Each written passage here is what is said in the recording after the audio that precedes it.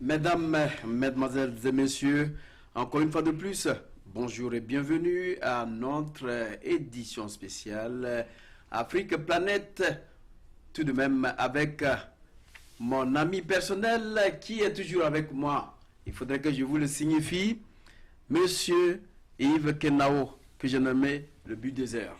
Encore une fois de plus, Yves, bonjour et bienvenue à cette émission Planète Afrique. Bonjour Serge et merci de m'avoir invité à cette émission. Chers téléspectateurs, bonsoir et nous vous souhaitons d'ores et déjà bonne réception de nos émissions. Alors tout simplement, il y a quelque chose qui se passe en Afrique, précisément au Sénégal. Les Sénégalais vont bientôt en 2 mois, ils iront aux législatives. Et nous apprenons qu'il a eu 49 listes initialement annoncées et ils ont pris seulement que 47 retenues. La direction générale, comme cela se signifie, des élections, a donc procédé à la minuterie, comme ils l'ont dit, des études pour différentes listes proposées par les coalitions. Donc, par les coalitions. Ça veut dire qu'il a eu au total proposé par les coalitions de partis, entités politiques et personnes indépendantes. Ça veut dire qu'au niveau de ces 47 coalitions, il y a aussi des indépendants qui sont dedans. Alors, Monsieur Kenao, essayez d'expliquer à nos téléspectateurs que veut réellement faire le Sénégal réunis autour de ces 47 coalitions. Qu'est-ce que ça veut dire? Est-ce que ça veut dire que ces gens-là vont aujourd'hui contre Macky Sall pour les législatives bientôt qui auront lieu? Voilà, chers, merci beaucoup pour la question et chers téléspectateurs. Ce que Serge est en train de dire est fondamentalement important. C'est important dans la mesure que les Africains crient chaque fois qu'ils ont de mauvais leaders, qu'ils ont des chefs d'État qui ne répondent pas à l'aspiration de leur peuple, qu'il faut les changer. Et nous devons comprendre que changer les gens ou remplacer les gens ne peut que se faire par des voies démocratiques. Et l'une de ces voies démocratiques, c'est d'aller aux élections et de gagner les élections au niveau des chambres, au niveau des parlements. Et c'est au niveau des parlements que les lois se font. Ce n'est plus la dictature où le chef de l'État lui seul se lève et il décide et il fait ce qu'il veut. C'est au niveau des parlements où les représentants du peuple vont décider de donner l'aval à des projets de loi qui vont devenir des lois. Le cas du Sénégal est un peu plus frappant dans la mesure où les Sénégalais ont été l'année passée au niveau ont été convoqués pour le référendum par Macky Sall. Ils ont boudé la majorité des Sénégalais ont boudé, ont crié, ont chialé que le référendum était anticonstitutionnel, le moment choisi. Ils ont fait campagne pour que le non l'emporte. Mais malheureusement, pour eux, le oui l'a emporté. Et Macky Sall a gagné. Maintenant, le même Macky Sall les appelle pour les législatives.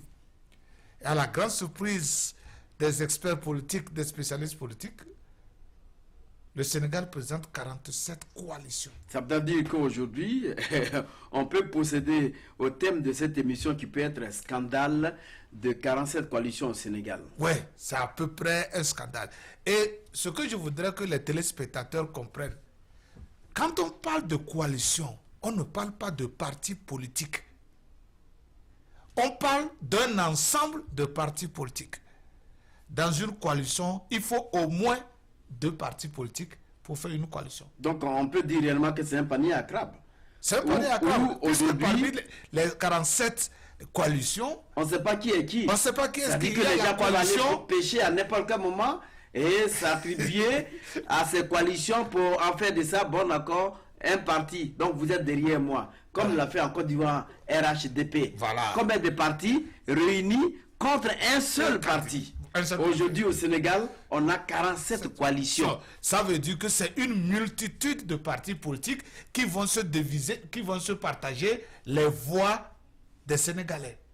Mais je crois qu'on va... Est-ce que cela peut leur permettre d'avoir une majorité au niveau de l'Assemblée? C'est la question. Parmi les 47 coalitions, je vous dis qu'il y a des coalitions aussi de Macky Sall. De coalition, coalition et coalition. Ça voudra dire que...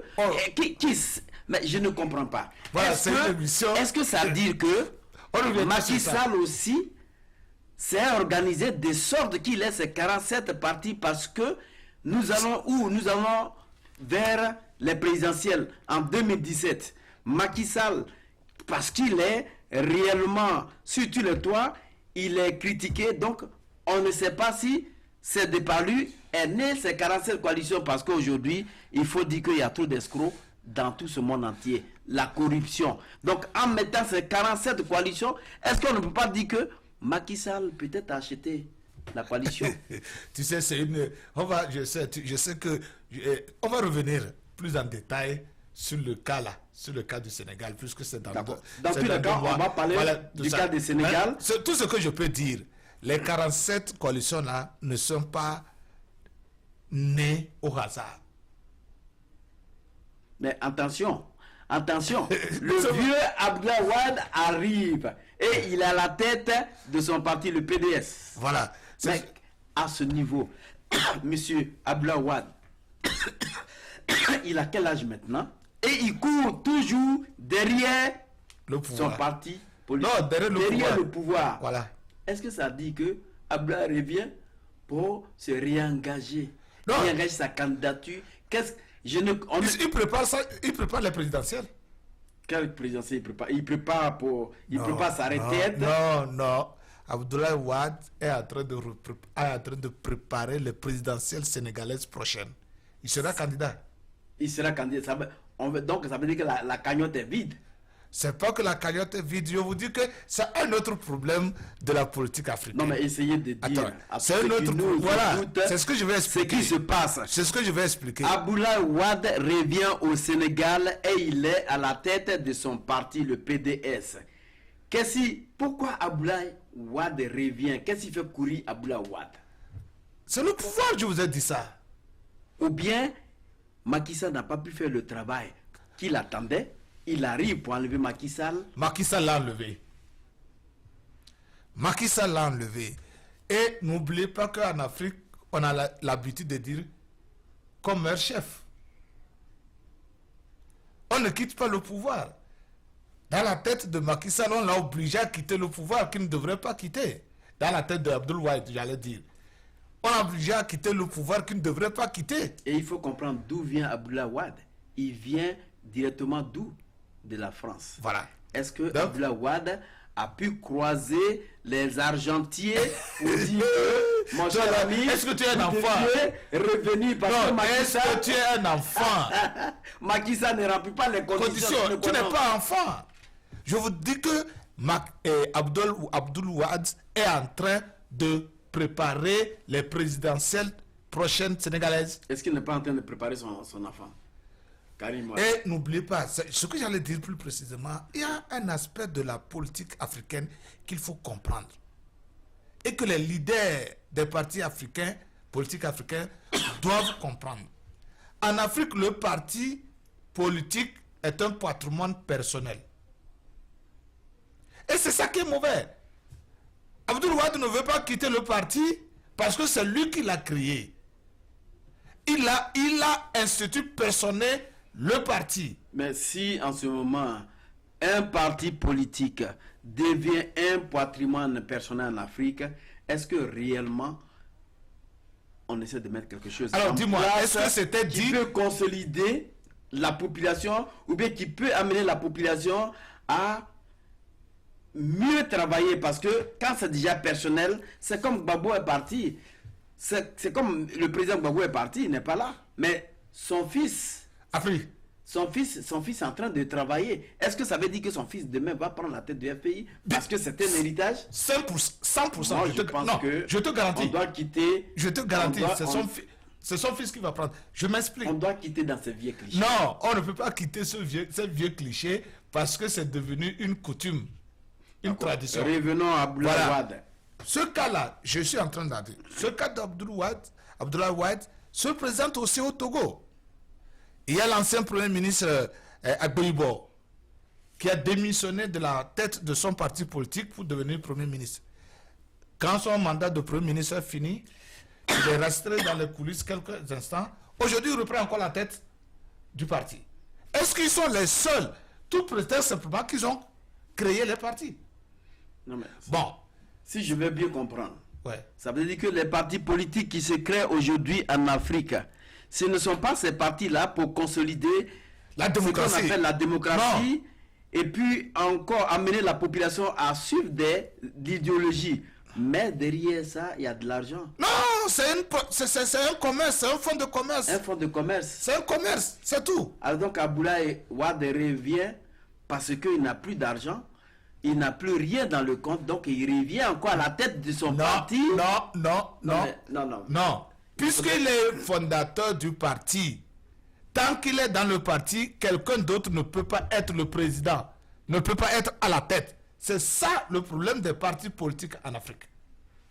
Tu verras que quand le président fondateur de ces partis politiques meurt, ces partis politiques disparaissent. Parce que ce n'est pas une cotisation des membres du parti. Non, les membres du parti ne cotisent pas en Afrique. Est-ce que vous croyez? Je crois. Vous croyez que avec tout ce... Et c'est ça qui fait le problème de l'Afrique, parce que les partis politiques, les leaders savent, les fondateurs seuls savent là où ils trouvent l'argent pour faire rouler leur parti politique. C'est pourquoi je vous demande. Il y a longtemps que Abdoulaye Wade réside en France. Ouais. Il vient de la France pour amener encore une autre idéologie aux Sénégalais qu'il avait laissé depuis un certain moment. Mais vous croyez que Macky Sall va se laisser faire? Parce que Macky Sall, non seulement il a été critiqué, donc il veut mettre en place une certaine stratégie, sinon idéologie, pour amener encore les Sénégalais à être derrière lui. Voilà, c'est ce que je te disais, j'ai tantôt dit, que est-ce que vous pensez que cette coalition de partis politiques viennent comme ça, ont poussé comme ça, comme des champignons? Non! C'est une stratégie de diviser pour mieux régner. Donc vous êtes en train de nous dire que Macky Sall a créé diviser pour mieux régner. Macky Sall, personnellement et intentionnellement, a financé des partis politiques qui sont devenus des coalitions. Mais mon cher Kenao, si vous êtes à côté, que vous avez fait... La corruption est partout. Voilà. Donc, je ne l'accuse pas. Hein? Macky Sall, il a été intelligent. Il a été intelligent, il a beaucoup d'argent. Et aujourd'hui, il y a le pétrole encore au Sénégal. Ça, c'est grave. Donc, voilà, c'est là que je te dis que, qui sait si c'est pour ça qu'on envoie encore le vieux pour venir gagner les élections. Et comme ça, il reprend la tête du pays pour que l'exploitation du pétrole aille encore de la... Vous croyez qu'avec peut-être... la présence des Mourides, est-ce que Macky, comment il s'appelle, Abdoulaye Wade, parce que celui qui... Ou bien Mourides. Non, mais celui qui tient beaucoup les Mourides, non, ils sont plus corrompus que tout. Les Mourides là sont plus corrompus que tout. C'est pour cette raison, mais et Macky Sall, est-ce qu'il ne tient pas Macky Sall? Il tient aussi Macky Sall. Quand il parle, ça veut dire qu'il faut exécuter. Et j'aurais appris que ce sont les marabouts, les grands marabouts. Voilà. Donc, le problème du Sénégal, des législatives du Sénégal, c'est un aspect général de l'Afrique. Et nous devons revenir. Monsieur Serge, si vous me permettez, je reviens sur ce problème de multipartisme en Afrique. Les Sénégalais, en majorité, disent qu'ils n'apprécient pas la politique de Macky Sall. L'occasion leur est donnée de pouvoir gagner des sièges au Parlement et pouvoir changer la politique de Macky Sall.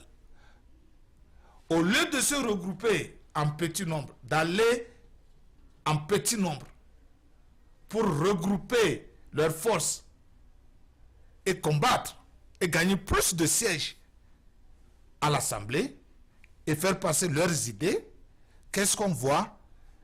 Ils se multiplient. Ils se multiplient contre une personne.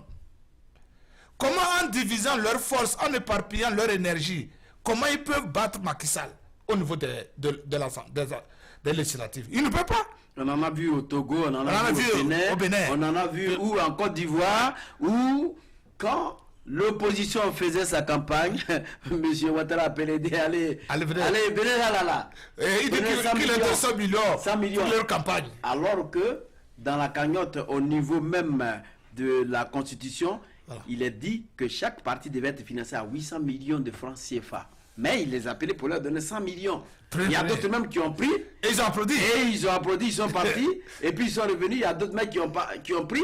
Et puis ils disent, je ne suis plus dans la course présidentielle. Voilà. Est-ce que ça va être le cas au Sénégal? Voilà. Où aujourd'hui, Macky Sall, qui est d'une intelligentsia importante, réunit tous ces 47 coalitions pour dire, les Sénégalais, voilà comment est-ce que je mène ma stratégie, M. Kenao. Donc, il peut à un moment donné appeler l'ensemble des 47 coalitions et dire que bon,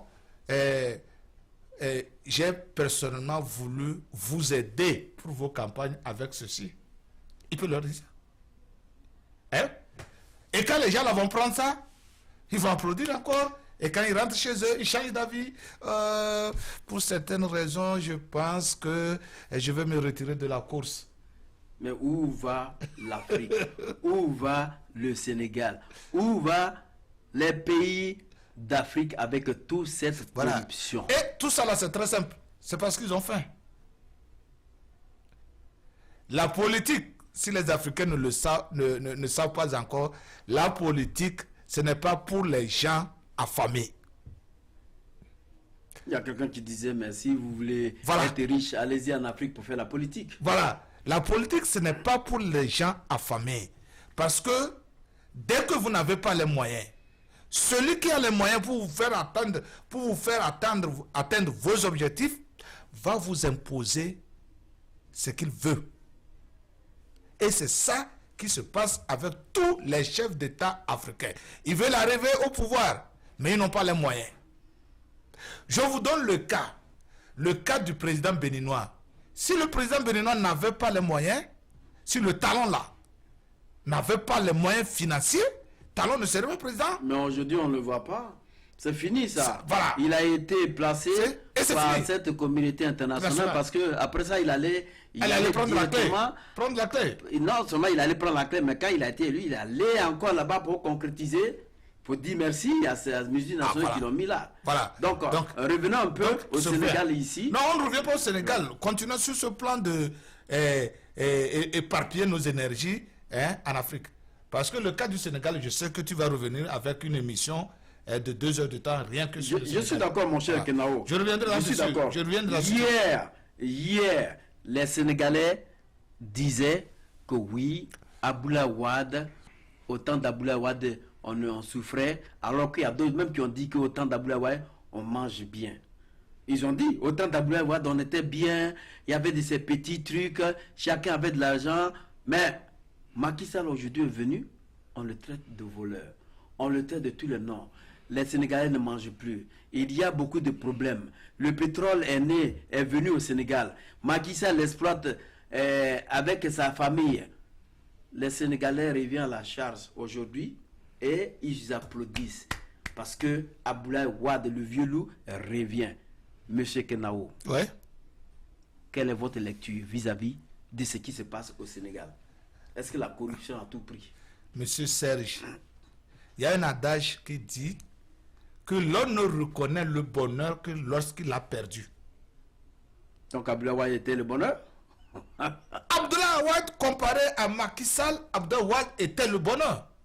Sinon pourquoi il revient et certains Sénégalais applaudissent? Ils ont vu qu'il n'était pas parfait. Mais, entre lui et Macky Sall, on trouve qu'il est mieux. C'est de la même manière que quand Macky Sall va partir, le nouveau qui va arriver, si ce n'est pas Abdoulaye Wade, le nouveau qui va arriver, on trouvera que Macky Sall était mieux. Donc vous voulez me dire que Macky Sall simplement n'aiment pas partager et que c'est Blair Ouattara qui était ouvert, comment on appelle, à partager un peu le gâteau, si je peux m'exprimer ainsi.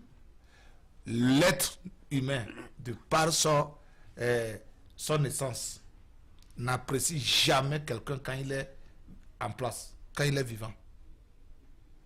Comme Pierrette Adams le dit absolument, mourrez et on parlera de vous. Échouez et on vous traitera de fainéant. Et réussissez, on sera jaloux de vous. Il est là aujourd'hui, on ne trouve pas qu'il fait quelque chose. Si les Sénégalais avaient apprécié de son temps Abdoul Wade, aujourd'hui, Macky Sall ne viendrait pas. Macky Abdoul est parti et on trouve que, oh mon bon Dieu, on a chassé le bonheur pour prendre quoi? Voilà, c'est pour te dire que le jour que Macky Sall va partir, peut-être que certains Sénégalais trouveront qu'il était mieux par rapport au nouveau président. C'est quand je parlais de cette manière d'éparpiller l'énergie au niveau de l'opposition africaine, c'est vraiment important. C'est important parce que en Afrique, quand vous prenez de petits pays comme le Togo, de petits pays comme la Gambie, de petits pays comme la Gambie, comme Principe et Sao Tomé, allez demander, faites des recherches, vous trouverez qu'ils ont une multitude, une centaine, une millier de partis politiques. Alors que quand vous prenez leur densité par rapport à leur parti politique, vous prenez la densité de la population par rapport au parti politique, vous trouverez que vous allez trouver un parti politique pour 5 personnes ou 2 personnes. Une comparaison vis-à-vis de l'extérieur de l'international. Quand vous prenez, ici, où on a seulement 2 partis. Quand vous prenez des pays comme les États-Unis, qui font N fois certains pays africains, on ne parle que de 2 tendances, 2 partis, républicains, démocrates. Vous allez en France, on ne parle que de la gauche et de la droite. Vous allez en Angleterre, on parle des conservateurs et des travaillistes. Mais on va vous arrivez en Afrique, on vous parle de 1000 partis politiques pour... oh mon Dieu, pour faire quoi? L'Afrique. Pour faire quoi? L'Afrique. Or, on sait que lorsque vous avez 1000 personnes, vous avez 1000 pensées. Et maintenant, qu'est-ce qui se passe? Le maître qui vous a dit que, oh non, le multipartisme, c'est ça la démocratie. Cher Africain, le multipartisme n'a jamais été la démocratie. Ok? Tempo Afrique vous dit que le multipartisme n'a jamais été la démocratie. Cessez cette idée, cette pensée que si vous avez 1000 partis, vous avez 1000 partis ou 2000 partis contre Macky Sall, c'est ça la démocratie. Non. Ok? Mais on peut bien dire que ça peut être aussi... C'est une partie. Ça peut être aussi... Le multipartisme peut être une démocratie. Ce n'est pas une démocratie. Ce n'est pas... Si le multipartisme était une démocratie, les États-Unis ne seraient donc pas un pays démocrate. Si et seulement si... Voilà. Ils respectent la déontologie. Je dis, ils ne peuvent pas rester la déontologie. Multipartisme. Si c'est ça, le multipartisme, en fait, s'il n'est pas bien fait, c'est un désordre organisé. Mais il faut aussi comprendre que quand on parle de la démocratie, chaque pays a son choix de pouvoir amener cette démocratie. Pourquoi nous les Africains, nous voulons suivre toujours ce qui est de l'étranger? Pourquoi? Tu viens de le dire. Les États-Unis ont fait leur système par rapport à leur réalité.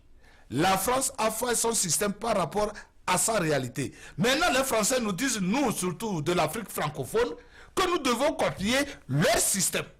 Mais, M. Kenao, tout à l'heure, je vais vous prendre au mot. Vous avez dit que les États-Unis ont leur système. Ouais. La France a son système. Ouais. Ils ont que 2 partis, la gauche, la droite. Ouais. Aux États-Unis, les républicains et les démocrates. Ouais. Mais quand on arrive à l'Afrique, vous croyez que l'Afrique va continuer de copier sur l'extérieur? L'Afrique dit, moi j'ai mon idéologie, je vais faire beaucoup de partis politiques. Que ce soit la gauche ou pas, mais j'ai au moins 100 partis politiques. Et je te prends au mot aussi. Et vous voulez dire Vous voulez dire que ils doivent suivre Ces gens-là qui... Je ne dis pas. Alors, mais qu'est-ce que vous avez dit? Je ne dis pas. Je vais t'expliquer bien. Et je te prends au mot. Les Africains n'ont pas dit que nous voulons avoir plusieurs partis. Il n'y a jamais eu plusieurs partis en Afrique. Mais qu'est-ce que le Sénégal fait? Qu'est-ce que la Côte d'Ivoire fait? C'est l'extérieur qui leur a dit que le multipartisme, c'est la meilleure façon de laisser les gens s'exprimer. Donc, vous voulez nous dire par là que, si je prends le cas de la Côte d'Ivoire, ça veut dire que c'est l'extérieur qui a dicté à M. Alassane Ouattara de choses, comment on appelle, de constituer beaucoup de partis en Côte d'Ivoire? Non!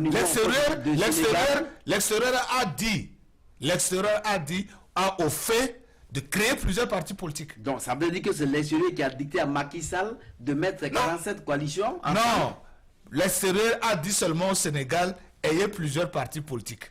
Vous ne voyez pas que M. Macky Sall a beaucoup Macky Sall, maintenant, lui, il est venu, qu'est-ce qu'il a fait? M. Macky Sall a beaucoup mûri sa réflexion pour dire, j'ai été critiqué, voilà ce qui se passe. Les Sénégalais aujourd'hui, même à la diaspora, ils me vomissent. Voilà ce que je vais faire. Oui, tout ça là, c'est sur le conseil de l'extérieur.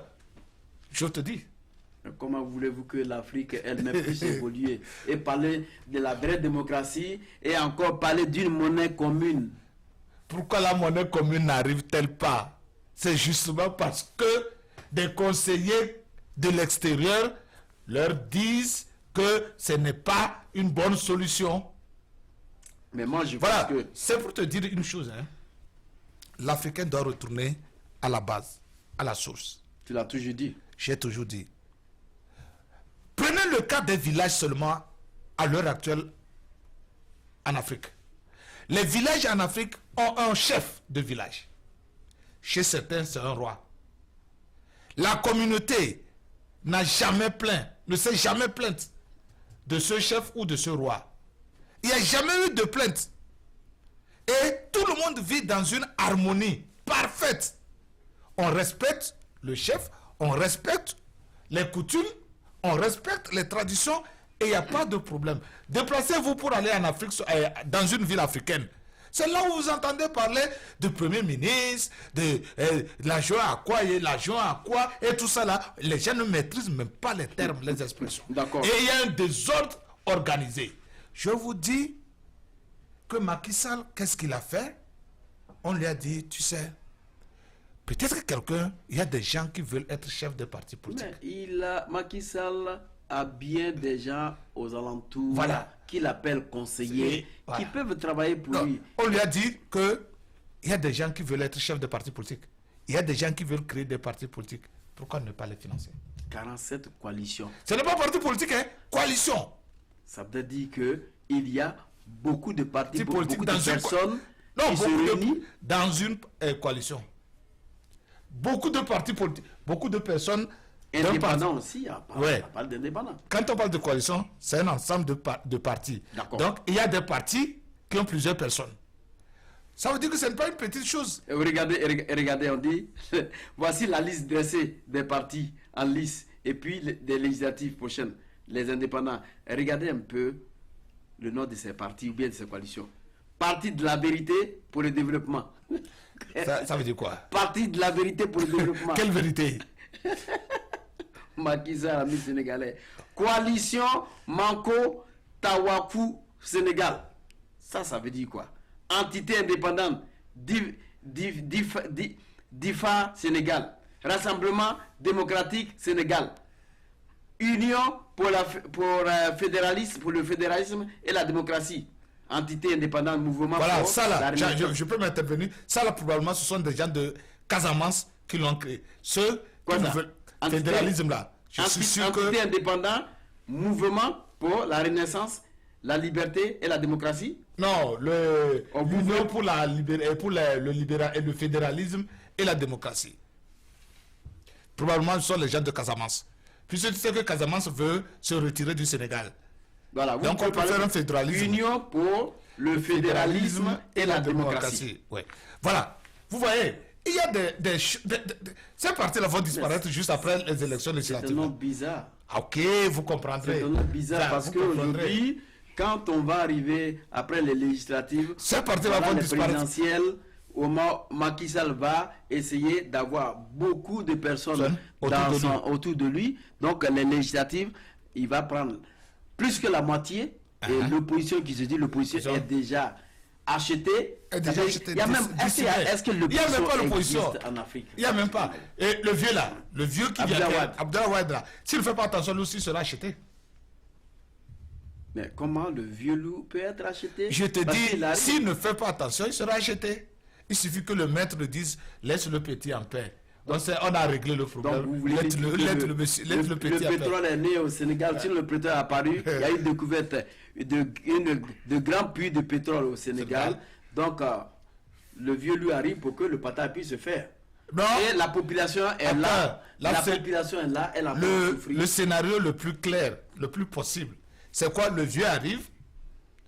Au cas où le petit n'exécute pas exactement ce qu'on lui dit de faire, le vieux le remplace. Mais il est bien respecté. Abdoulaye Wade, il est bien respecté au Sénégal. De deux, si le petit exécute exactement ce qu'on lui dit, et même mieux, on dit au vieux, laisse le petit continuer un peu, on va voir. Mais vous croyez que le petit Macky Sall, comme on l'appelle, va avoir peur du vieux loup? Parce que c'est dans le public, quand tu manques de respect, tu fais un manquement de respect à un petit de rien du tout, mais tu es foutu. Tu es foutu. Il va te soulever. Voilà. Donc, monsieur Serge, je voudrais vraiment qu'on revienne un tout petit peu sur ce problème. Allez-y. Quand on parle des partis politiques, j'aime le multipartisme. Mais est-ce qu'on ne peut pas le réduire au maximum? Je ne veux non plus parti unique. Réduisons-le au maximum. Et comme ça, on a des tendances dans une coalition. On a des tendances. Nous allons régler nos petits problèmes dans nos tendances.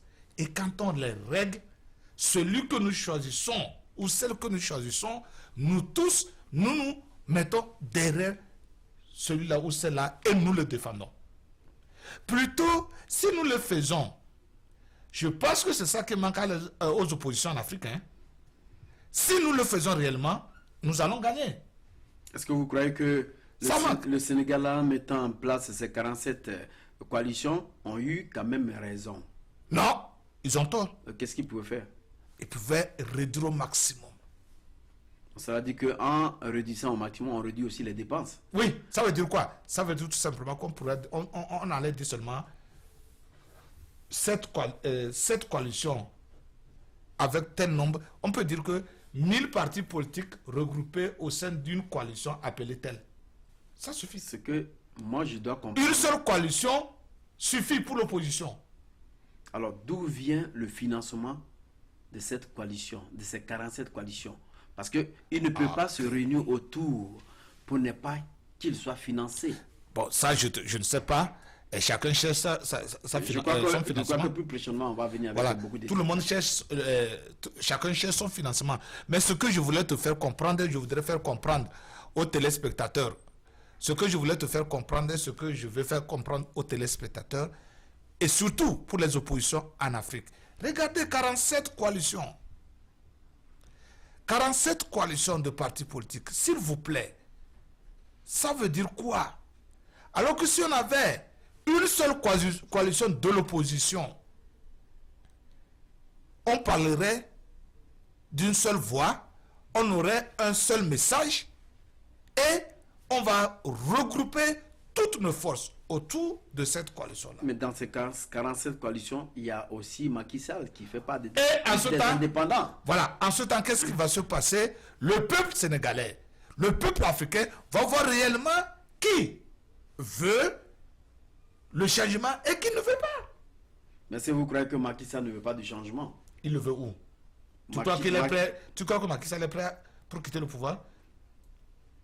Mais Macky Sall, même s'il n'est pas prêt pour quitter le pouvoir, aujourd'hui, quand vous allez à la diaspora, c'est pas nous qui le disons, c'est pas nous qui le disons, mais c'est la diaspora. Nous avons vu beaucoup de personnes qui vomissent aujourd'hui Macky Sall, que Macky Sall, ce n'est plus ce qu'on pensait. Macky Sall nous a complètement, il a déconné et il déconne, il nous a déçus, on ne veut plus de lui. Les mêmes Sénégalais qui ont voté Macky Sall hier, c'est les mêmes Sénégalais qui viennent dire que Macky Sall est un voleur, Macky Sall est ceci, Macky Sall est cela. Est-ce que les Sénégalais réellement vont prendre une bonne décision? Est-ce que les Sénégalais ont voté Macky Sall? Une bonne décision pour amener leur pays à ne plus souffrir de cette carence économique? Les Sénégalais n'ont jamais voté Macky Sall, M. Serge. Les Africains n'ont jamais voté leur président. Mais quand vous me dites... Ils ne font que... les Africains... On était contents hier quand Macky Sall venait au pouvoir. Oui, nous avons vu quand même nos amis de la diaspora qui ont jubilé, qui ont apprécié. Quand Talon venait au pouvoir, les gens ont jubilé ou pas? Ils ont jubilé. Alors, le Gambien qui est arrivé tout récemment, les gens ont jubilé ou pas? Les Gambiens ont jubilé, les Africains ont jubilé ou pas? On vous parlait du chef de sécurité qui était à Londres. Il a été un chef de sécurité. Aujourd'hui, il arrive. Il est président. Il est président. Voilà. Qu'est-ce que tu appelles... Explique mieux, qu'est-ce que tu appelles chef de sécurité? Non, mais il était un agent de sécurité à Londres. Voilà, dis un agent de sécurité. Quand tu appelles dis chef de sécurité, c'est comme s'il est... non, agent. Nous savons ce que ceux qui ont fait l'Europe et les États-Unis comprennent ce que c'est qu'un agent de sécurité. Dans tous les cas, voilà. Un peu au Sénégal. Je reviens au Sénégal. Voilà. Je vais te dire une chose. Les Sénégalais, les Africains n'ont jamais élu leur chef d'État. Ils vont, ils font de la comédie, ils participent. Le choix est déjà fait dans un consulat. Ça fait. Mais ce que vous êtes en train de dire, c'est de la réalité parce que au Togo, vous avez vécu cela. J'ai oublié le nom de ce Béninois qui était venu au Togo pour mettre en place tout ce qui se passe. Mais le Béninois a bien dit que les élections là, ce qui soit dedans, ce n'est pas vous. C'est déjà les résultats sont déjà connus. Donc il était venu pour déceler tout parce que au moment où ce n'est pas un Béninois, c'est un Togolais. C'est un Béninois qui a amené le Béninois a amené la logiciel. Les logiciels. Les logiciels qui choisissaient déjà. Non, voilà. Qui avait déjà choisi celui qui devait être le président. Le Togolais, il s'appelle Lonson. Oui. Donc il a détecté. Togolais, c'est ça. Le Togolais, lui, il a fait il a eu une notion de la chose. Quand il est rentré dans le système, il s'est rendu compte que c'était truqué. Il demande au gouvernement togolais de changer la logiciel. Le gouvernement dit pas question. Parce que le gouvernement togolais était déjà au courant. Il dit que si c'est la logiciel là qu'on va présenter, lui, il ne sera pas candidat. Donc c'est tout ce qui se passe et en Côte d'Ivoire et même au Sénégal. Partout dans le monde. M. Macky Sall était président. Il connaissait déjà qu'il devait être président. Il connaissait qu'il était président. Donc la population est partie jouer le jeu. C'est ça que je dis. Imaginez Macky Sall que les gens applaudissaient il y a de cela 2-3 ans.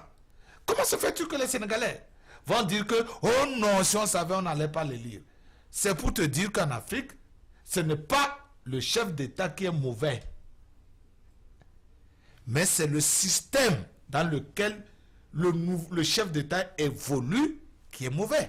On change les hommes et le système. Demain le même. C'est pourquoi un jour je vous ai dit que le franc CFA en lui-même ne souffre de rien, mais c'est la pratique, c'est le système qui est mis en place qui est mauvais. On a changé, on a enlevé le vieux. Le système était là. Mais le système marche toujours. Il existe toujours. Et Macky Sall il applique le système. Il applique le système. Les Sénégalais trouvent que oh, il est mauvais. Nous allons enlever les Sénégalais pour enlever Macky Sall. S'il n'enlève pas le système, on met Malik là-bas. C'est la même chose. Les gens vont commencer par dire oh Malik, oh mon Dieu, si on savait, on n'allait pas le mettre. Donc la corruption dévaste l'Afrique. Elle est là. La corruption, c'est ce que j'appelle ce n'est pas la corruption africaine, hein? La corruption de l'extérieur. Je le dis toujours. Et cela a été dit que la France c'est le pays le plus corrupteur de ce monde. C'est la corruption de l'extérieur, des chefs d'État africains. Bon, quelqu'un, moi je ne l'appelle plus corruption. Hein? C'est la pression extérieure.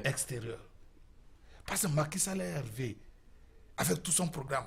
Il a commencé, on lui a dit, hey, jeune homme, ce n'est pas comme ça qu'on travaille ici. Si tu veux faire tes 4 ans ou tes 5 ans, voici ce que tu dois faire. Et quand on te dit voici ce que tu dois faire, c'est toujours quelque chose qui va à l'encontre de ta population. Donc, dès que Macky Sall a été élu, il y avait une feuille de route, qui l'attendait. Pour Comme exécuter. tout président africain d'ailleurs. D'ailleurs, c'est ça le problème de l'Afrique. Vous n'allez pas me dire que depuis 60 ans, on a toujours eu de mauvais présidents. Donc, si je vous comprends bien, on ne doit plus accuser nos présidents comme Macky Sall, Ouattara, Non, moi je les accuse pas. Kabila, Moi je les accuse pas. vis-à-vis de ce qui se passe au niveau de l'Afrique, de la souffrance de l'Afrique. Parce que tout à l'heure, nous avons eu notre confrère Kassoum, on a parlé, mais durant tout ceci, on a essayé de mettre en exergue que les chefs d'État africains, c'est pas eux. Je te donne un autre exemple. Je te donne un autre exemple très terre à terre. Prends le cas de Gbagbo. Vous m'excusez, on a déjà fini une émission sur Gbagbo. Prends le cas de Gbagbo. Gbagbo a voulu sortir du cadre du système. Où est-ce qu'il est? Où est-ce qu'il est, monsieur Serge? Il n'est pas président. Et comment on l'a qualifié? On a dit que c'est la communauté internationale qui l'a enlevé. Pourquoi la communauté internationale l'enlève au lieu et place de la population, au lieu et place du peuple ivoirien? Il a même dit que j'ai été élu et que les institutions de mon pays m'ont porté à la tête. Ils ont certifié que j'étais le président, mais la communauté internationale est venue me dire que... Voilà, c'est pas ça veut dire que le cadre, le système pour les chefs d'État africains, Gbagbo a voulu sortir de ce cadre. Le continent africain, d'un cadre dans lequel il résidait et il était axifié économiquement.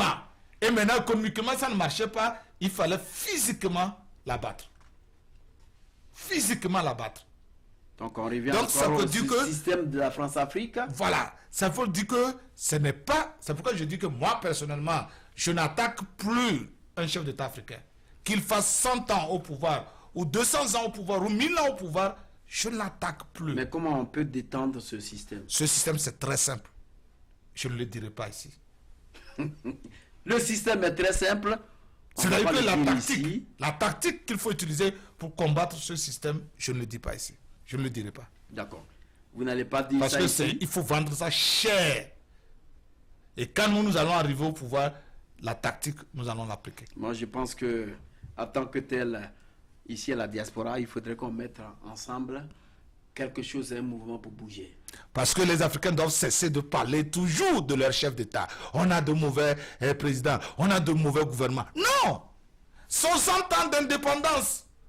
Et sur 60 ans, on ne peut pas avoir un seul bon chef d'État quelque part. Sois sérieux. C'est ce qu'a dit notre sœur sénégalaise Fatou Diom. Quand elle se met à critiquer le système international, bien le système de la communauté internationale, tous les Africains applaudissent. Mais quand elle débarque et puis, elle va accuser maintenant les chefs d'État qui ne font pas mieux leur travail, ils sont là et puis ils n'applaudissent plus. Et elle a dit, il faudrait qu'on comprenne, je dois vous dire la vérité. Rien que la vérité.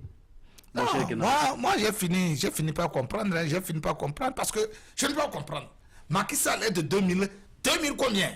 Il n'est même pas de 1800, hein, de 1900. Il est de 2000. Comment Macky Sall peut arriver au pouvoir, faire les mêmes choses que ses papas qui l'ont précédé? Dis-moi. Donc lui aussi, il n'est pas intelligent. Alors qu'il est de notre génération. Il comprend. Il a vécu ce que nous vivons.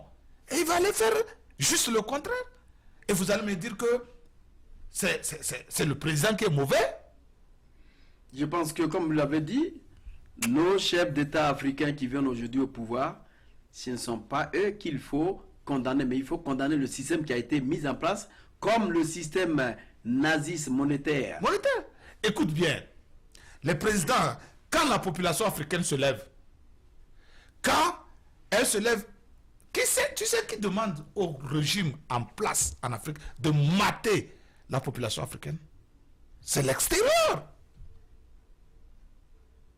C'est l'extérieur. Puisque l'extérieur lui dira que fais-le, nous n'allons pas, RFI ne dira pas ça, CNN ne dira pas ça. Puisque nous voulons entendre de CNN ou de RFI, ou de France 24 pour dire que, oh, ceci là se passe dans un pays. On va dire au président, mate-les. Nous n'allons pas dire ça. Et les présidents qui ne font pas ce qu'ils demandent, c'est en ce temps qu'on dirait que, oh, et en Côte d'Ivoire, ceci se passe, au Togo, ceci se passe. Mais si Ouattara fait tout ce qu'ils font, Ouattara peut tuer 1000 personnes. Tu ne vas pas entendre ça sur une chaîne de télévision ou sur une chaîne de radio. Non. C'est pour te dire que c'est les mêmes types qui demandent aux chefs d'État africains d'opprimer leur population. Alors, le fait que la population soit opprimée et que la population elle-même n'arrive même pas à prendre ses responsabilités parce que on ne doit plus continuer d'attendre à ce que nous soyons réprimés. Il faudrait qu'on mène ce qu'on appelle une lutte révolutionniste. C'est ce que je te dis, que ce système, cette lutte-là, ne doit pas être discutée sur les antennes. Point tiré. Je vous donne un autre exemple très terre à terre. Ça fait combien de temps, monsieur Blaise Compaoré était au pouvoir? Blaise Compaoré est resté au pouvoir durant 27 ans. Il a fait au moins 26 ans de pouvoir. Les Burkinabés n'ont pas vu du mal. N'ont pas décidé de le chasser. Jusqu'au jour où le président français lui envoie une lettre pour lui dire, ne fais pas ce que tu veux faire. Et que Blaise Compaoré dise... Changer la constitution. Oui, Blaise Compaoré lui dise, oh non, c'est ce que je veux faire.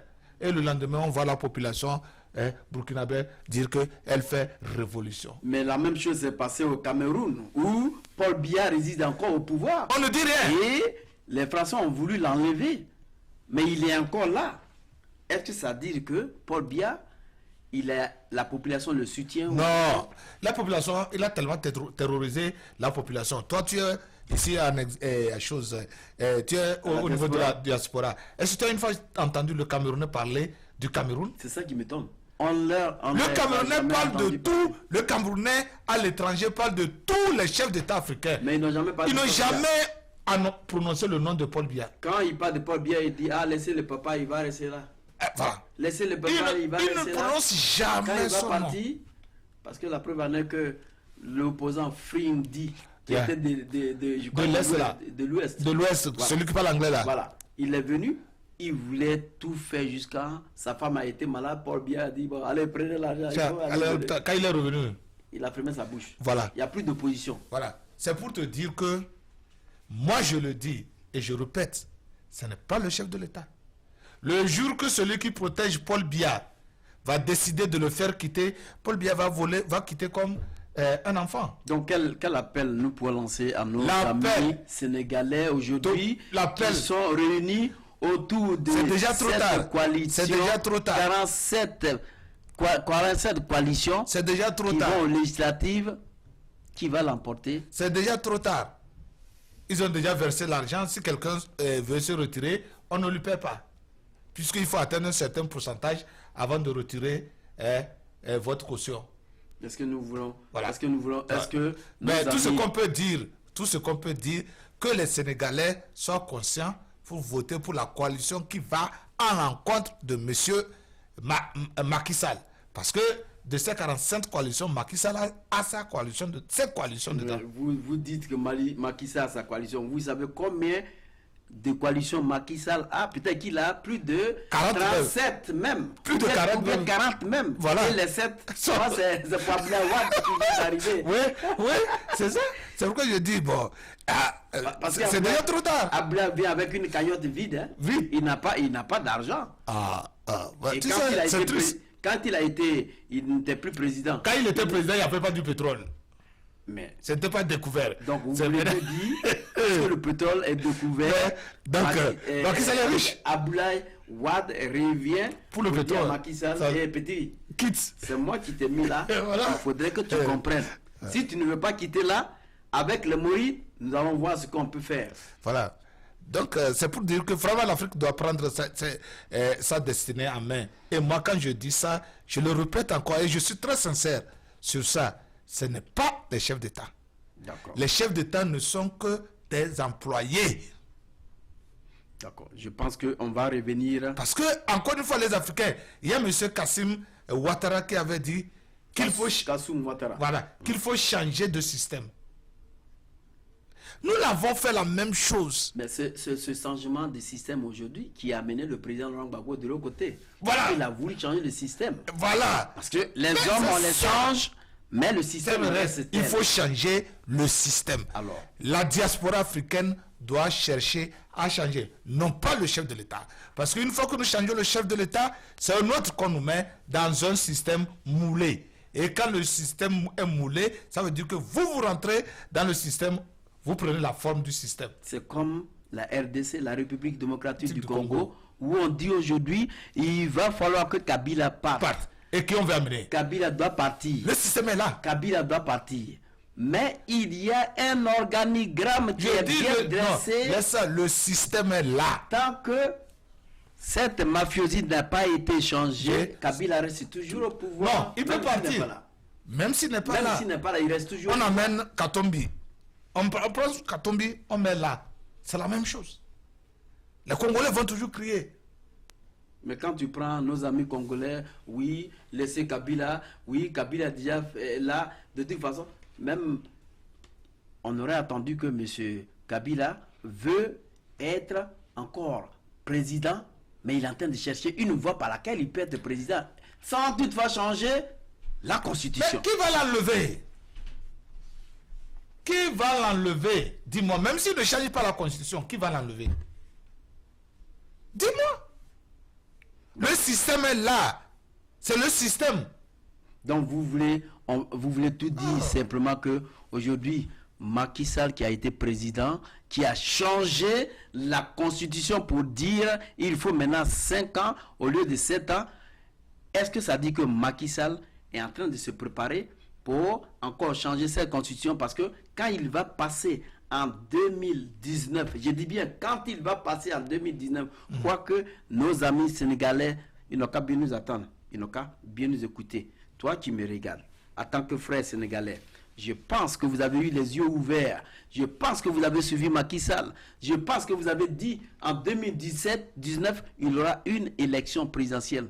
Mais Macky Sall est en train de se présenter, de se préparer pour les prochaines échéances où il va encore prendre le pouvoir et changer cette constitution, vous le voulez ou pas, mais il est en train de préparer pour qu'il reste au pouvoir pour longtemps parce que le pétrole a été retrouvé, a été découvert au niveau du Sénégal. Et encore, il y en a encore plus de richesses. Voilà, je te pose une question. Tu crois que si Macky Sall arrive à satisfaire les besoins de l'extérieur, qu'est-ce que le Sénégalais va dire? Les mêmes personnes vont lui dire c'est cette voie-là qu'il faut passer pour rester encore une fois ou deux fois. Si le Sénégalais mange déjà à sa faim, c'est fini. Si la diaspora sénégalaise aussi, elle mange à sa faim, si Macky Sall ouvre une cagnotte quelque part, c'est fini. Ça voudra dire que la corruption a gagné. Tu as vu le Togo qui parle? Qui parle au Togo? Personne. Même ceux-là qui criaient sur les antennes, sur les Facebook, sur tous les toits, ils commencent par rentrer. On a fait une émission ici où on disait que Faure Gnassingbé va prendre le pouvoir. On nous a insultés ici. Il y a des personnes qui ont dit, mais je coupe ma tête. Mais aujourd'hui, le chef de file de l'opposition, Jean-Pierre Fabre, est devenu Faure Gnassingbé. Of course, naturellement. C'est là, je te dis que si les partis politiques, tu sais, tu me laisses, vous prenez le cas de Donald Trump.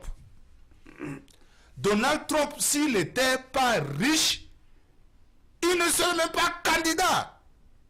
Le fait que lui-même... Non, pas président, candidat. Comment tu dis président? Le fait qu'il ait déjà de l'argent, qu'il soit riche, il n'a pas de leçon à recevoir de quiconque que ce soit. Vous voulez ou vous ne voulez pas, c'est ce qu'il veut faire. Il veut être candidat, il veut être président, il a été président. Nous, Africains, nous n'avons pas l'argent. Nous voulons être des présidents. L'extérieur va toujours nous dire, je vais t'amener au pouvoir, mais voici ce que tu dois faire. Voici ce que tu dois me faire, tu dois me donner. C'est donnant. Et c'est ce qui fait que les Africains n'arrivent pas à exécuter leur politique.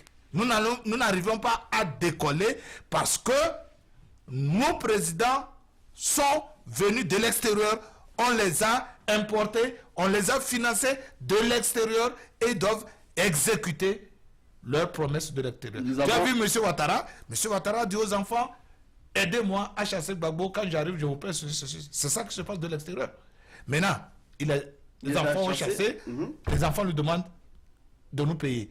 Il ne veut pas de payer, il y a quoi? Mutinerie. De l'autre côté, le chef d'État dit, je veux être président. L'Africain va leur dire, je veux être président. On le sponsor, il devient président, il doit payer. S'il ne paye pas, on le chasse. Voilà. Donc je demande tout simplement, si vous n'êtes pas prêt à être président en Afrique, ne vous lancez pas dans la politique. Ce n'est pas une mangeoire où vous allez pour manger. C'est pour développer un pays. C'est pour faire émanciper une population. Que les Africains comprennent que les militaires ne font pas la politique parce que c'est là qu'il faut manger. Que les étudiants ne se lancent pas dans la politique, c'est parce que je ne trouve pas du travail. Si je suis politicien, je veux manger. Il ne faut pas être président parce qu'on veut être riche. Et la plupart aujourd'hui des présidents que nous voyons, ils sont tous des économistes. La plupart des présidents. Ils sont des économistes et voilà que l'Afrique n'a pas une économie. Mais voilà l'Afrique qui n'a pas d'économie. Complètement capotée de son économie. Est-ce que l'Afrique a une économie? Quand tu dis de son économie, l'Afrique n'a pas une économie. Ce n'est pas aller vendre au marché, revenir. Ce n'est pas exporter le phosphate ou le pétrole qu'on dit qu'on a une économie. Une économie, c'est une organisation financière. C'est une organisation du début jusqu'à la fin. Aujourd'hui, cette France-Afrique dont on parle, on dit qu'elle va disparaître.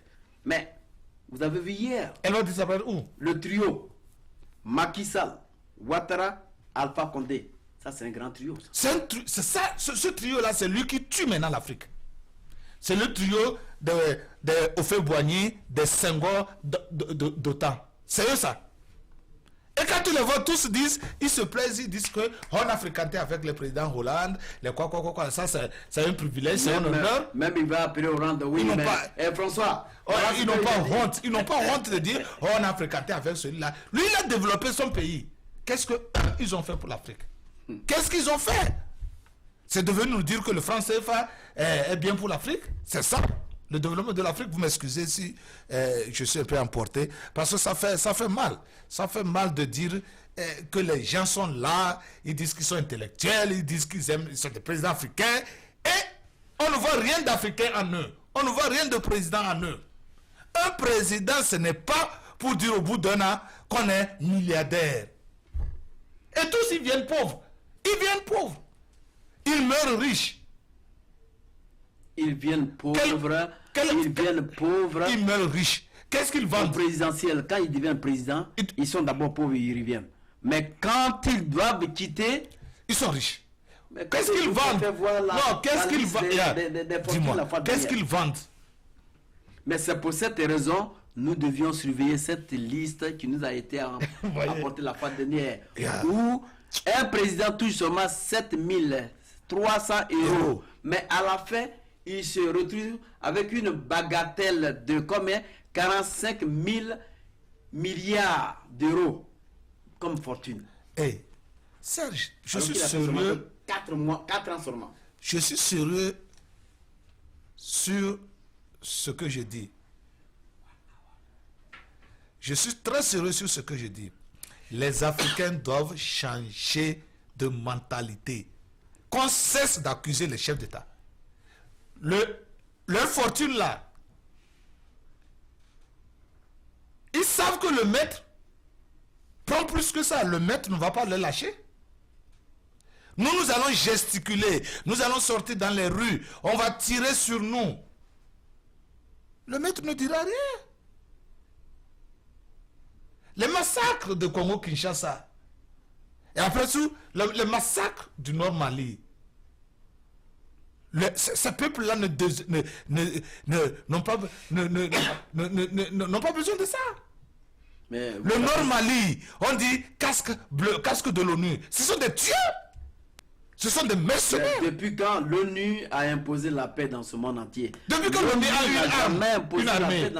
Depuis quand une organisation qui se dit de paix a une armée? Depuis quand l'ONU? Est-ce que vous savez comment l'ONU est organisée? Quand l'ONU amène tous ses militaires, il y a des experts qui sont dedans. Je dis des mercenaires, ne dis pas des experts. Au moment où vous êtes en train de vous bagarrer, ils disent qu'ils sont venus pour imposer la paix, mais il y a des gens qui vont puiser votre richesse. Jusqu'à et ce que... c'est cette même... C'est pour cette raison ils amènent la guerre. C'est ces mêmes personnes-là qui injectent des choses, des maladies. Mais vous croyez que l'ONU est payée comment? S'il n'y a pas de guerre, l'ONU ne sera jamais payée. Hein? Et moindre chose, nous demandons, et les mêmes Africains, moindre chose, nous demandons à l'ONU d'intervenir. Les casques bleus de l'ONU, ils font quoi ces casques bleus? Vous me donnez l'occasion, mon cher Kenao. Ils sont arrivés au Mali, ils sont arrivés en Côte d'Ivoire, qu'est-ce qu'ils ont fait? Vous me donnez l'occasion. C'est pas eux qui sont partis arracher Gbagbo du trou? Hier, quand Macron... Non, dis-moi. J'arrive. J'arrive. Quand Macron a pris le pouvoir, oui. Jean Ping va voir Macron pour dire... De recompter? Il est le nouveau président, donc de quoi? Il est venu pour que Macron puisse le reconnaître comme président de la République du Gabon. Après combien de mois? Après combien de mois? Oh, quelle comédie! Ce sont les multinationales. Tu vas vers encore la communauté internationale pour te reconnaître. Et les Gabonais sont derrière Jean Ping comme des aveugles.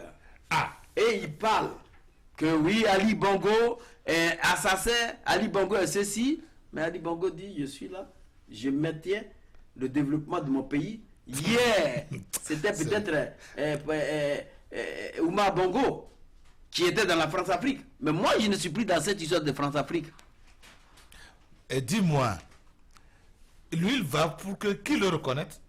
Qui le Que reconnaisse? Macron le reconnaît comme le président, le nouveau élu président. Il n'est pas Ouattara. J'ai oublié. C'est pas lui qui a refusé qu'on recompte les élections en Côte d'Ivoire. Effectivement.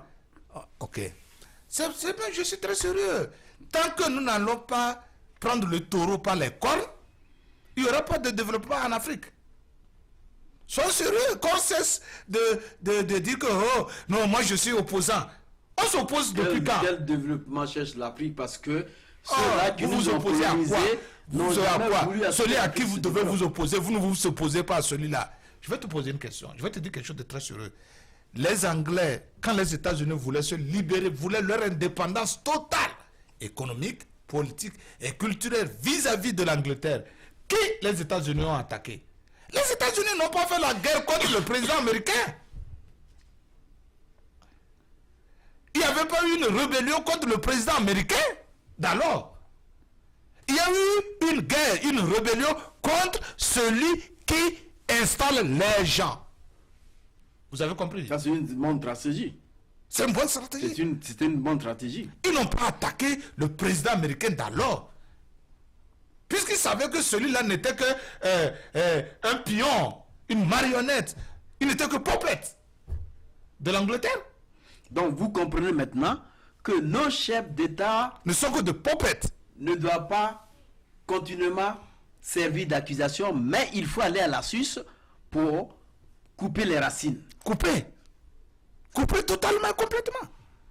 Moi, c'est ce qui fait que les États-Unis, je les admire. Ils vont direct à la source des mots. Pas la plaie. Vous avez la plaie. La plaie, elle est là. Ce n'est pas ça le virus de la plaie. Si vous, et pour la soigner, vous soignez l'extérieur, généralement ici là. Il faut enlever tout le puits qui est dedans. Non, vous n'enlevez pas le puits. Vous mettez les trucs. Comment vous allez guérir cette plaie là? Hein? Ça veut dire que l'Afrique n'est en train que de mettre les bandes sur une plaie sans chercher à enlever le puits ou le germe qui cause la plaie. Mais au moment où vous attendez l'extérieur pour dire venez, vous allez nous aider. Aujourd'hui, nous allons la Chine qui vient en Afrique, encore s'installer en Afrique, une autre exploitation. Une autre. Après, quand nous allons nous débarrasser, quand nous allons sortir des mains des Occidentaux, des Européens, maintenant il faut aller combattre la Chine. Il faut aller combattre la Chine. Et ça sera encore une autre révolution. Des centaines d'années encore. Où les Chinois sont en train d'acheter les terres, même aux États-Unis ici, même en France, même en Afrique. En Afrique encore, c'est encore plus pire. Et il faut laisser, ça me fait mal. Bon, tu sais, plus on continue, plus ça me fait mal parce que je ne comprends pas. Je ne comprends pas. Si c'est... Je ne comprends pas. 60 ans. Pas plus de 60 ans. Depuis l'esclavage. Jusqu'à aujourd'hui, l'Africain n'arrive pas du tout à comprendre que ces mots ne viennent pas de son frère, de ses frères. Je ne comprends pas. Et on voit quelqu'un qui dit, bon, on a amené quelqu'un où en Afrique, ce quelqu'un, il est tellement intelligent, il a mis en place une ferme d'application et ça, il faut le miracle de la Chine. Alors que le miracle africain a été créé depuis combien d'années? Où l'agriculture pouvait faire le moine du développement économique de cette Afrique qui va encore attendre pour dire il y a un miracle chinois qui va suivre. Pour l'Afrique. J'ai suivi. J'étais dans le débat la semaine dernière. Mais puisqu'il n'y a pas de temps, je ne voulais pas me débattre comme un beau diable. Mais je dis que l'Afrique a une liberté pour mieux participer au développement agricole. L'Afrique a des experts. Tant qu'on ne prend pas sur nous l'occasion de concrétiser ce que nous avons dans nos têtes, parce qu'on ne peut pas parler d'ingénieurs agronomes et parler des gens, dire que vous parlez du miracle chinois. S'il te plaît, il faut qu'on arrête. Tu viens de dire quelque chose de très important. Il faut qu'on arrête des bêtises. Je te dis que un jour, toute l'Afrique va cesser de pratiquer sa culture, sa manière agricole de faire les choses pour prendre la façon dont les Américains cultivent, la façon dont les Chinois cultivent. Mais vous allez commencer à parler de chinois maintenant. Voilà. Bientôt, on va chercher les visas, les nationalités chinoises. Parce qu'on va dire que les Chinois commencent par envahir l'Afrique, nous devons parler chinois. Je ne sais pas si les Chinois aussi sont arrivés au Sénégal, parce qu'on a parlé du Sénégal. Ils sont partout en Afrique. Ils sont partout en Afrique. Mais les Chinois ne viennent pas pour développer l'Afrique. Ils ne viennent pas pour aider l'Afrique. Ils viennent pour leur propre business. Parce que même s'ils mettent en place des parcelles d'application, sinon l'agriculture dans vos pays, c'est pour nourrir les 300 milliards de personnes, des populations qui sont chez eux. Je te dis, l'Africain, lui, son problème, c'est ça qui est dangereux. Tu sais pourquoi c'est dangereux? L'Africain pense toujours que c'est la politique qui fait évoluer un pays. Combien d'Africains tu connais ne parlent pas de la politique? Est-ce que tu connais un seul Africain qui ne parle pas de la politique? Il n'y a pas. Quand nous sommes réunis. Quand ils sont réunis, en fait, ils ont quitté le travail. Au lieu d'enlever leur stress dans leur boisson, ils ne parlent que politique. On met la télévision, on met YouTube, on met quelque chose. Bon. C'est la politique. Mais c'est quoi? Des fois même, ils arrivent, ils ne mangent même pas. C'est la politique. Des fois même, ils arrivent, ils ne savent pas si leur femme existe. C'est la politique. Des fois même, quand ils arrivent là, même l'enfant qui l'attend depuis combien d'heures, jusqu'à il arrive là. Il n'embrasse même pas l'enfant, il parle de la politique. Oh, qu'est-ce qui s'est encore passé au pays? Qu'est-ce qui s'est passé encore dans tel pays? Mais ça veut dire quoi? Comme un villageois que j'ai croisé un jour, il était en train de lire un journal et il a renversé le journal comme ça et il est en train de dire, mais qu'est-ce qui se passe aujourd'hui à Abidjan où les gens sont complètement morts alors qu'il a renversé le journal? Tu vois, comment il a pu lire complètement mort? Ça veut dire que la politique est toujours à toutes sortes de nouveaux où on ne peut même pas avoir cette occasion de s'en débarrasser. De réfléchir. Et qu'est-ce qu'on en fait? Rien. Moi, ce qui m'étonne encore une fois, moi je dis, depuis que nous hésitons, depuis les indépendances, on dit toujours qu'il faut renverser celui-là, il ne fait pas bien, il faut remplacer celui-là, il ne fait pas bien. Nous sommes arrivés en 2017. Et les présidents que nous élisons, 2 mois avant, on disait que les militaires font des coups d'État, ils arrivent au pouvoir. Maintenant, nous les élisons démocratiquement. Mais c'est toujours le même résultat. Mais si le système est toujours... Le système est toujours là. Là, tant qu'on n'a pas combattu le système, on ne va même pas combattre physiquement celui qui est au pouvoir. C'est ce qui fait que des gens comme Faure, des gens comme Kabila, des Ouattara, des gens comme Macky Sall, des gens comme Kaboré, ils sont au pouvoir. Des Chancons Kaboré. Imagine Kaboré aussi. Revenons sur le plan au Burkina Faso. Dieu, libère l'Afrique. Dieu libère l'Afrique. Dieu libère l'Afrique. Parce que ces gens-là ne libéreront jamais l'Afrique. La terre de l'humanité. Jamais. Jamais, s'il te plaît, Dieu. Si tu entends ma voix, libère l'Afrique. Mais je crois que avec Macky Sall, peut-être que l'Afrique peut être libérée parce que Macky Sall est en train de mettre une idéologie en place pour amener les Sénégalais à comprendre demain sa politique. Mais cette politique, nous allons tous la combattre. Si elle est bonne, non, pas la combattre. Si elle est mauvaise, je pense que nous, à la diaspora, nous devions être debout pour réellement combattre toutes sortes de systèmes et ne plus continuer à combattre nos chefs d'État qui sont là aujourd'hui. Si on combat déjà le système qui est mis en place, c'est suffisant. On va réussir. On va réussir. On va réussir. Franchement. Mesdames et messieurs, ça va être la fin de notre émission. J'espère qu'on vous a longuement entretenu. Nous allons revenir encore sur ce plateau la semaine prochaine pour peaufiner ce programme de 49 coalitions au Sénégal. 49 coalitions autour d'un système où aujourd'hui les législatives doivent être concrétisées pour savoir qui aura le nombre énorme de partis, sinon le parti qui aura plus de personnes, de majorité au législatif. Au législatif, voilà. Je pense qu'on va vous amener encore beaucoup plus de détails la semaine prochaine avec nos amis du Sénégal, avec lesquels nous allons parler cette fois-ci depuis le Sénégal. Je voudrais de passage dire bonjour à tous nos amis sénégalais de la diaspora qui nous écoutent, Abidjan aussi en Côte d'Ivoire, au Togo, au Bénin, même au Sénégal. Nous vous disons en tout cas vraiment... Je profite pour saluer notre ami sénégalais de Iowa. Il se reconnaît. Merci donc à notre ami d'Iowa qui se reconnaît. Nous voulons vous dire que la semaine prochaine, on va vous apporter un autre sujet brûlant. Mais si vous êtes là, vous pouvez nous appeler, vous pouvez participer parce que cela y va de la vie du continent africain. Aujourd'hui, on a parlé de la minuterie en Côte d'Ivoire. Nous allons parler des législatives au Sénégal la semaine prochaine. Et je pense que nos amis sénégalais vont nous faire l'honneur de pouvoir prendre part à cette émission de grand débat. Parce que c'est de cela qu'il s'agit. Merci à Malik Sall. Pas Malik. C'est Malik.